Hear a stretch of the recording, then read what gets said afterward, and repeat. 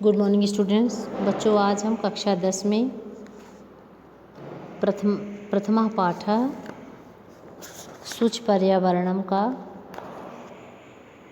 श्लोक का अगला भाग पढ़ने जा रहे हैं। इससे पहले हमने पढ़ा कि कवि जो है तो प्रदूषण भरे वातावरण से परेशान है और इस श्लोक के माध्यम से जो है तो पर्यावरण को, वातावरण को शुद्ध करने का प्रयास कर रहा है। अब हम अगला श्लोक पढ़ते हैं। हमारा श्लोक है श्लोक नंबर 4। कश्चित् कालं नय माम अस्मान् नगरात् बहुदूरं प्रापश्यामि ग्रामान्ते निर्झर नदी पयःपूरम् एकान्ते कान्तारे क्षणमपि मे स्यात् संचरणं शुचिपर्यावरणम्। एक एक शब्द का हम अर्थ बताते हैं बच्चों, फिर अन्वय के द्वारा हम जो है तो आपको इसका अनुवाद कराएंगे। तो कश्चित यानी होता है कुछ, कालम यानी होता है समय, नय यानी ले चलो। अब इसमें देखिए लिखा हुआ है माम अस्मान नगरात, तो इसमें से 3 शब्द निकल के आते हैं। माम यानी होता है मुझे, माम धन, अस्मात धन, नगरात। माम यानी मुझे, अस्मात यानी होता है इस, नगरात यानी होता है नगर से, है ना। मुझे इस नगर से, बहुदूरम यानी बहुत दूर, प्रापश्याम देखूंगा, ग्रामांते गांव की सीमा पर, निर्झर यानी होता है झरने, नदी यानी नदी, पयःपूरम यानी होता है जल से भरा हुआ। पय यानी होता है जल, अपूरम यानी होता है भरा हुआ, जल से भरा हुआ जलाशय। एकांते यानी होता है एकांत में, सुनसान में। कांतारे यानी होता है जंगल में। क्षणमपि, इसमें संधि विच्छेद करेंगे तो क्षणम धन यप हो जाएगा, तो क्षण यानी हो जाएगा क्षण भर या थोड़ी देर के लिए। अवप यानी होता है भी, में यानी मेरा, स्यात यानी हो, संचरणम यानी होता है घूमना। इसका अन्वय हम करेंगे तो हो जाएगा माम कश्चित् कालम अस्मात् नगरात् बहुदूरम नय। माम यानी मुझे, कश्चित् यानी कुछ समय के लिए, अस्मात् यानी इस, नगरात यानी नगर से, बहुदूरम यानी बहुत दूर, नय यानी ले चलो, यानी मुझे कुछ समय के लिए इस नगर से बहुत दूर ले चलो।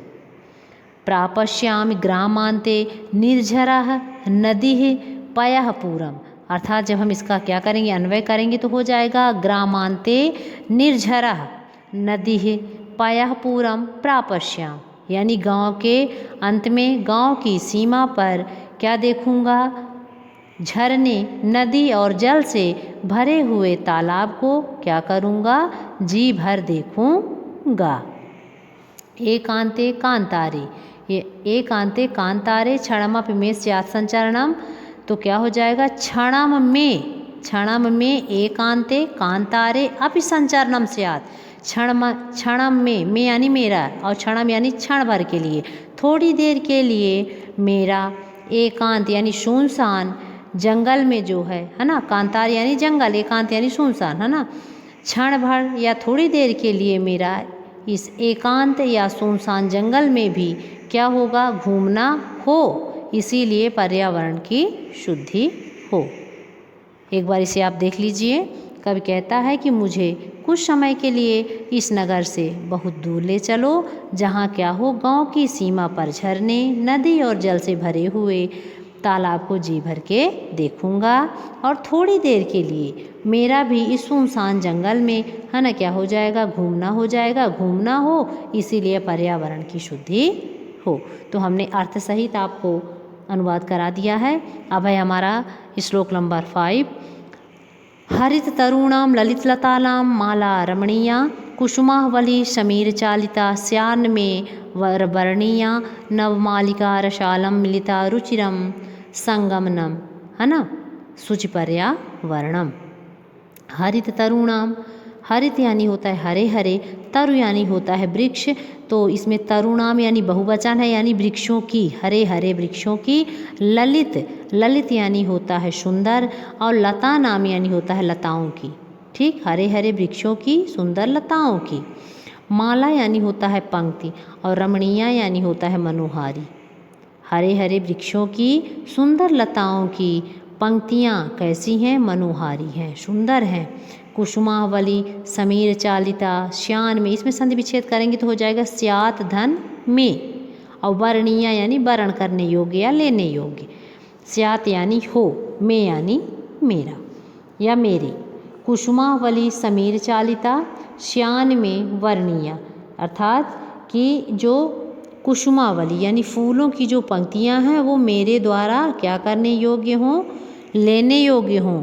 और कुसुमावली समीर चालिता यानी कि जो फूलों की पंक्तियां हैं वो किसके? समीर चालिता। समीर यानी होता है हवा और चालिता यानी होता है चलाई हुई। इसे हम वायु चालिता भी पढ़ सकते हैं, है ना। तो हवा से चलाई हुई फूलों की जो पंक्तियां हैं वो मेरे द्वारा, में यानी मेरे द्वारा, ठीक, वर्णीया यानी लेने योग्य हों। नवमालिका रसालम मिलिता रुचिरम संगमनम, क्या कह रहा है? नवमालिका यानी जो नवीन लताएं हैं, नई नई जो लताएं हैं, है ना। रसालम मिलता, रसाल यानी होता है आम, रसालम यानी आम, मिलता यानी मिली हुई। आम के वृक्षों से मिली हुई जो नई लताएं हैं वो आम के वृक्षों से क्या हो गई हैं? मिल गई हैं, लिपट गई हैं। और रुचिरा संगमन, संगम, संगम यानी होता है मिलना या मेलनम जिसको बोलते हैं। और रुचिरम यानी होता है सुंदर, और मिलिता यानी होता है मिली हुई। तो उनका मिलन जो है तो कैसा हो? उनकी जो क्या कह रहा है कि नवमालिका रसालम मिलिता रुचिरम संगमनम, यानी कि जो नवीन लताएं हैं वे आम के वृक्षों से क्या हो गई हैं? मिलिता यानी लिपट गई हैं, मिल गई हैं। और संगम यानी मिलन, और रुचिर यानी सुंदर। उनका मिलन कैसा हो? सुंदर हो, मनोहारी हो, इसीलिए पर्यावरण की शुद्धि हो। एक बार आप फिर से देख लीजिए, इस अन्वय के द्वारा देखिए क्या कह रहा है कि हरित तरुणाम ललित लतानाम माला रमणीया, हरे हरे वृक्षों और सुंदर लताओं की माला कैसी है? मनोहारी है। कुसुमा, फिर आगे देखिए समीर चालिता, अन्वय में ले जाएंगे तो कुसुमावली बाद में हो जाएगा, समीर चालिता पहले होगा, जिससे हमारा सेंटेंस बनता है। समीर चालिता कुसुमावली में वर्णीया स्यात, स्यात यानी हो, है ना। हवा से चलाई हुई फूलों की पंक्तियाँ मेरे द्वारा क्या करने योग्य हों? वर्ण करने योग्य हों या लेने योग्य हों। नवमालिका रसालम मिलिता रुचिरम संगमनम, अर्थात अन्वय करेंगे इसका तो हो जाएगा नवमालिका रसालम मिलिता, यानी कि नई लताएं आम के वृक्षों से मिल गई हैं, लिपट गई हैं। मिलिता यानी होता है मिल गई हैं, लिपट गई हैं। और संगमनम रुचिरम, और उनका मिलना कैसा हो? सुंदर हो। संगम यानी मिलना और रुचिर यानी सुंदर, मिलना उनका कैसा हो? सुंदर हो, इसीलिए पर्यावरण की शुद्धि हो। अब है श्लोक नंबर 6। देखिए 6 नंबर श्लोक पढ़ते हैं। आई, आई यानी होता है अरे। चल बंधु खग कुल कलरव गुंजित वन प्रदेशम पुर कलरव संभ्रमित जनेभ्यो धृत सुख संदेशम चाकचिक्य जालम नो कुर्यात जीवित रसहरणम शुचिपर्या वर्णम। कवि कहता है आई, आई यानी होता है अरे, चल यानी चलो, बंधु यानी भाई या मित्र। कहता है अरे मित्र चलो, कहाँ चलो? अब यहाँ से कवि जो है तो क्या कह रहा है कि मतलब इस प्रदूषण भरे वातावरण से मैं क्या हो चुका हूँ? परेशान हो चुका हूँ, तो कहाँ चलो? खग यानी होता है पक्षी, कुल यानी होता है समूह, कलरव यानी होता है ध्वनि। पक्षियों के समूह की ध्वनि से गुंजित वन देशम यानी गुंजायमान वन प्रदेश को चलो। पुर कलरव, पुर यानी होता है नगर, है ना। और कलरव यानी होता है कोलाहल। और संभ्रमित यानी होता है विचलित, भ्रमित होना यानी भ्रमित यानी विचलित होना, परेशान होना, है ना। जनेभ्यो यानी लोगों के लिए, ठीक है ना। धृत सुख संदेशम यानी कि सुख का संदेश धारण, है ना। पक्षी जो है तो क्या करते हैं? सुख का संदेश धारण करने वाले होते हैं, तो उनकी ओर इंगित करते हुए, है ना, कवि कहता है कि आई चल बंधो खग कुल कलरव गुंजित वन देशम पुर कलरव संभ्रमित जनेभ्यो धृत सुख संदेशम। यानी कि अरे मित्र, अरे बंधु, है ना। नगर के कोलाहल से विचलित या नगर के शोर से विचलित, भ्रमित यानी विचलित होना, परेशान होना, लोगों के लिए, है ना, क्या करने वाले, सुख धृत सुख संदेशम यानी कि सुख का संदेश धारण करने वाले, खगकुल कलरव गुंजित वंदेशम यानी कि पक्षियों के समूह की ध्वनि से गुंजायमान वन प्रदेश की ओर चलो। फिर क्या कह रहा है, चाकचिक्य जालम नो कुर्यात जीवित रसहरणम। चाकचिक्य यानी क्या होता है, चाकचिक्य जालम यानी चकाचौंध भरी दुनिया से क्या करो, यानी चकाचौंध भरी दुनिया जो है तो क्या कर रही है, नो यानी नहीं, कुर्यात यानी करे, जीवित यानी जीवन, रस यानी आनंद, हरण यानी नष्ट। ठीक है ना। क्या कह रहा है कि चकाचौंध भरी दुनिया जो है तो क्या करे, हमारे जीवन के रस का हरण ना करे, इसीलिए पर्यावरण की शुद्धि हो। एक एक शब्द का हमने अर्थ बताया है, एक बार आप देख सकते हैं। क्या है अनुवाद इसका, कवि कहता है कि अरे मित्र, नगर के कोलाहल से विचलित लोगों के लिए जो है तो ये पक्षी क्या है, सुख का संदेश देने वाले हैं, है ना। तो सुख का संदेश धारण करने वाले पक्षियों के समूह की ध्वनि से गुंजायमान वन प्रदेश की ओर चलो।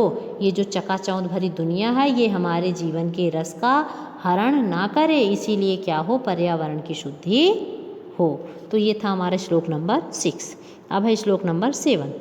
प्रस्तर तले लता तर्गुलमा नो भवन्तु पिष्टा पाषाणी सभ्यतानि सर्गे स्यात् न समाविष्टा मानवाय जीवनम कामे नो जीवन मरणम शुचि पर्यावरणम। प्रस्तर तले यानी होता है पत्थर के तल पर या पत्थर के नीचे, लता तरु गुलमा, इसमें 3 शब्द निकल के आते हैं। लता यानी होता है लता, तरु यानी हुआ वृक्ष, और गुलमा यानी होता है झाड़ी, और नो यानी होता है नहीं, भवन्तु यानी हो, पिष्टा यानी पिसे।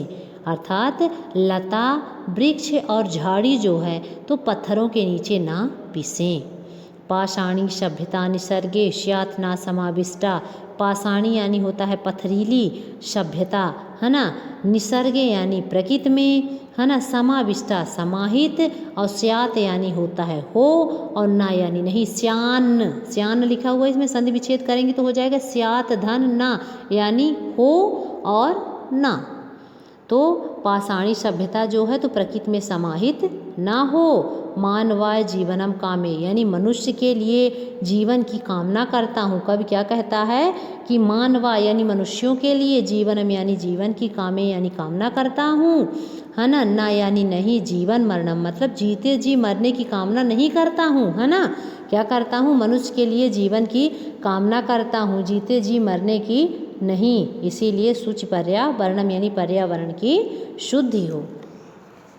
एक बार फिर से देख लीजिए इसका अनुवाद कि प्रस्तर तरे लता तल गुरमा नो भवन्तु पिष्टा, यानी लता वृक्ष और झाड़ी के नीचे जो है, लता वृक्ष और झाड़ी जो है तो कहाँ न पिसें, पत्थरों के नीचे ना पिसें। ठीक। और पाषाणी सभ्यता निसर्गे स्यात् न समाविष्टा, यानी पथरीली जो सभ्यता है वो प्रकृति में समाहित ना हो, समाविष्टा यानी समाहित, स्यात् यानी हो, ना यानी नहीं, समाहित ना हो।